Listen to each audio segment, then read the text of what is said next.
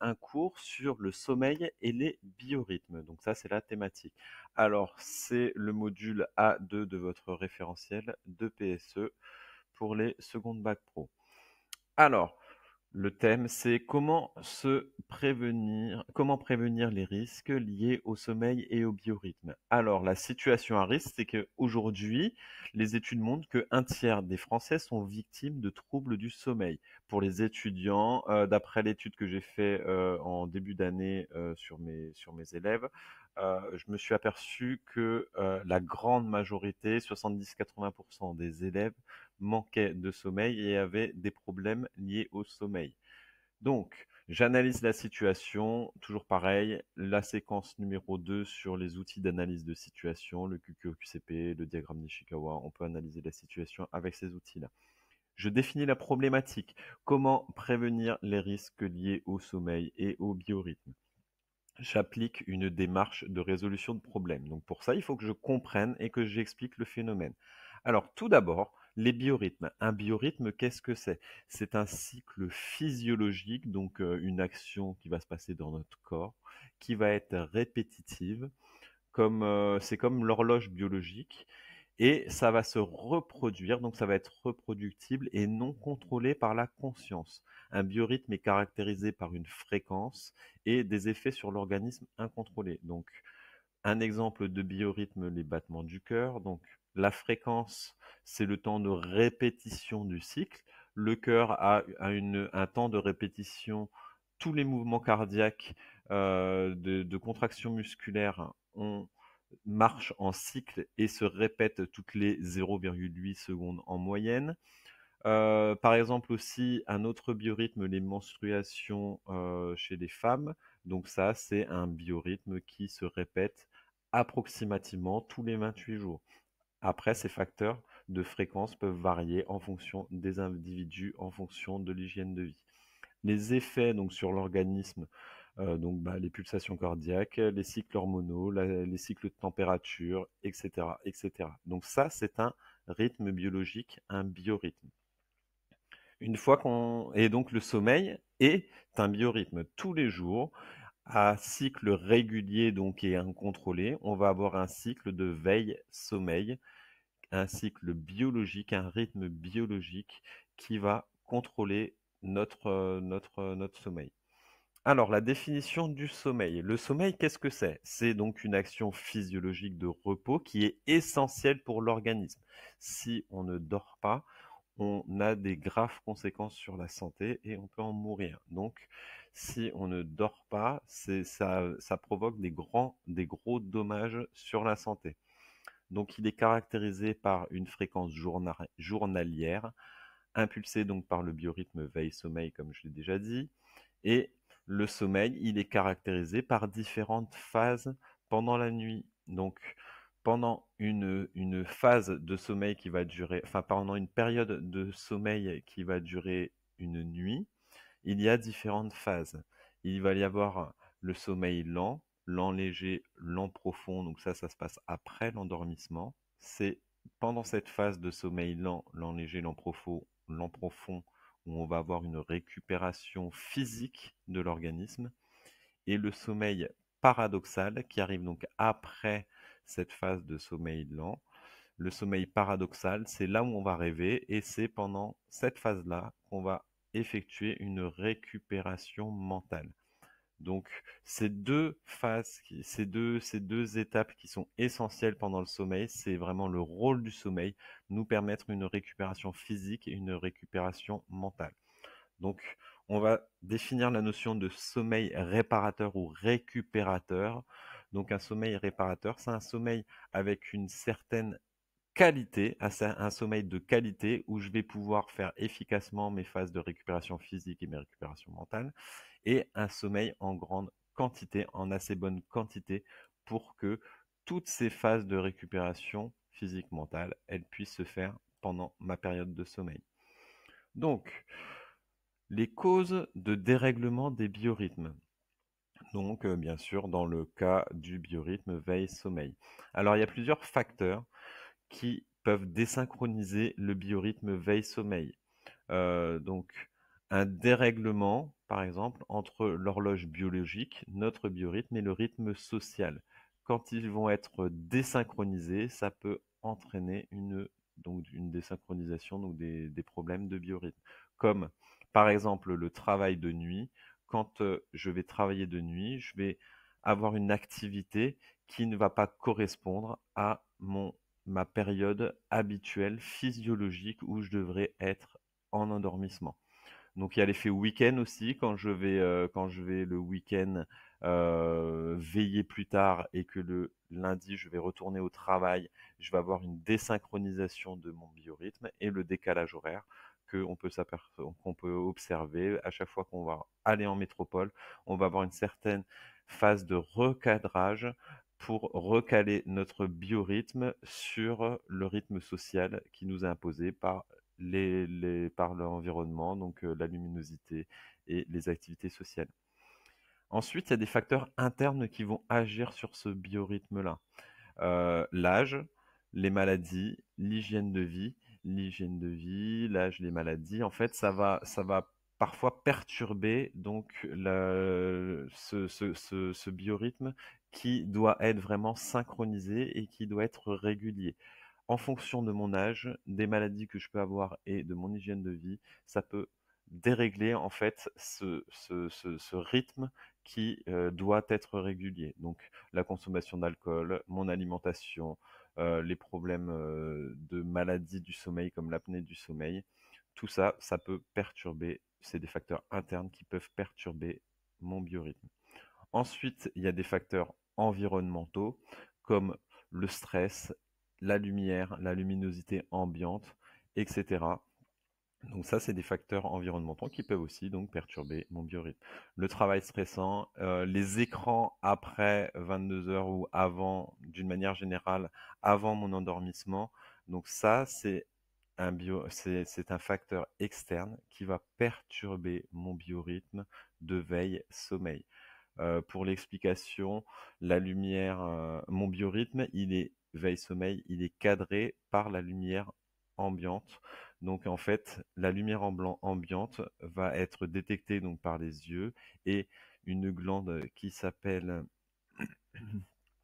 pardon, une glande qui s'appelle la glande pinéale va produire une hormone, la mélatonine, et cette hormone va va provoquer tout un tas de réactions dans mon organisme qui vont préparer mon corps à rentrer dans le sommeil et donc mon corps va être plus préparé donc pour rentrer dans ma phase de sommeil. Donc les conséquences que un problème de sommeil ou de perturbation de mon biorhythme veille-sommeil, les conséquences que peuvent avoir donc sur la santé ces troubles-là.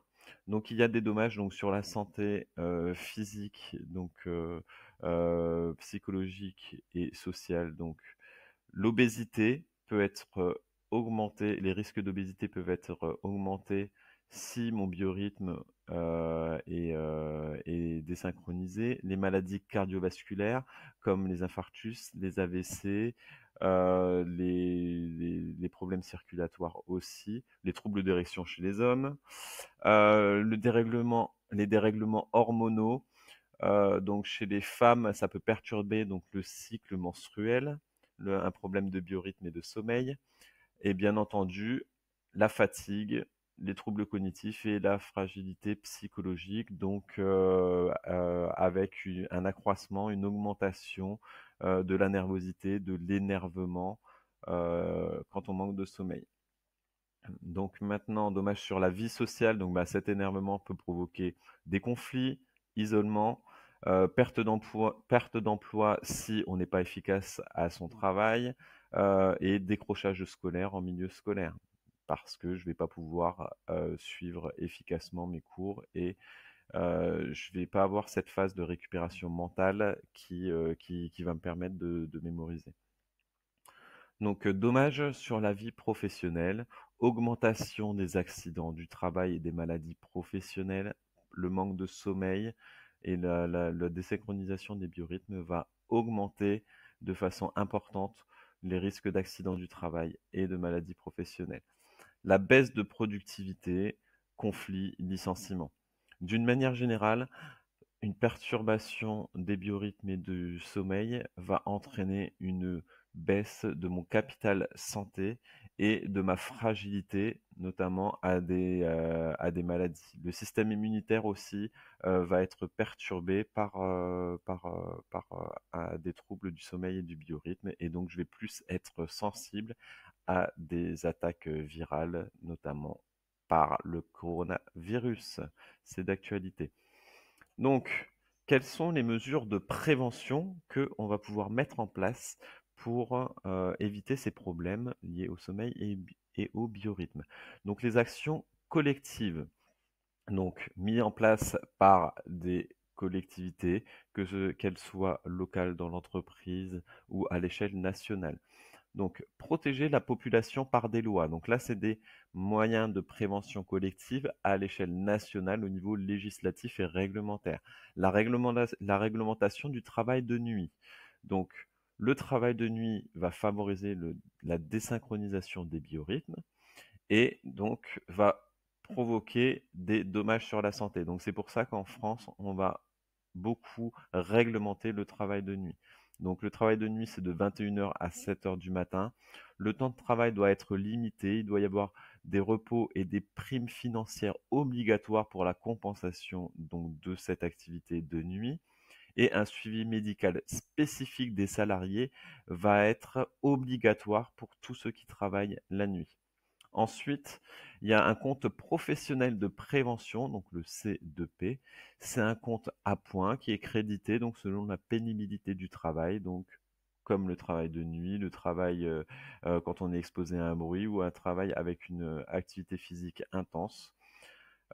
Et donc ça, ce compte professionnel de prévention, il est utilisable pour avoir des compensations comme des formations supplémentaires, du temps de travail diminué, une retraite anticipée, etc. Donc ça, c'est des obligations, enfin, c'est des réglementations qui vont préserver, l'objectif est de préserver la santé des salariés qui vont avoir un travail de nuit et qui vont avoir une activité professionnelle à risque, notamment au niveau des biorhythmes. Maintenant, les actions individuelles. Quelles actions individuelles, moi, je vais pouvoir mettre en place pour me préserver des risques liés au biorhythme et au sommeil? Alors, optimiser mon hygiène du sommeil. Pour ça, il faut que je dorme. Je répète, un sommeil récupérateur, c'est un sommeil de qualité et un sommeil en bonne quantité. Donc, optimiser mon hygiène du sommeil. Donc pour ça, il faut que j'évite mes substances psychoactives. Donc l'alcool, le tabac, le cannabis, le café, toutes les substances psychoactives, donc tout ce qu'on va voir dans le module sur les addictions, perturbe en fait la récupération mentale, perturbe la phase de récupération mentale. Ces substances-là vont agir sur notre cerveau pendant le sommeil paradoxal et donc vont perturber la phase de récupération mentale, donc de vidage de stress pendant la nuit et de mémorisation. Donc les substances psychoactives à éviter d'aller se coucher. Le café aussi, le thé, etc., etc. Ensuite, avoir une chambre et un lit adaptés, donc avoir des bonnes conditions de sommeil. Dans l'obscurité, donc je vous rappelle que la luminosité va influencer le biorhythme, donc il faut un maximum d'obscurité. Dans le silence, les conditions d'humidité, de poussière, les ondes, les petits bruits des appareils électroménagers, tout ça, c'est des conditions environnementales du sommeil qui vont, pourquoi pas, perturber mon sommeil, donc à éviter. Ensuite, préparer mon organisme avant d'aller me coucher. Donc, pendant le sommeil, le corps va réduire sa température. Donc, si je prends une douche avant d'aller me coucher, je vais favoriser la préparation de mon corps au sommeil. Donc, une douche tiède, être détendu, le stress retarde le sommeil.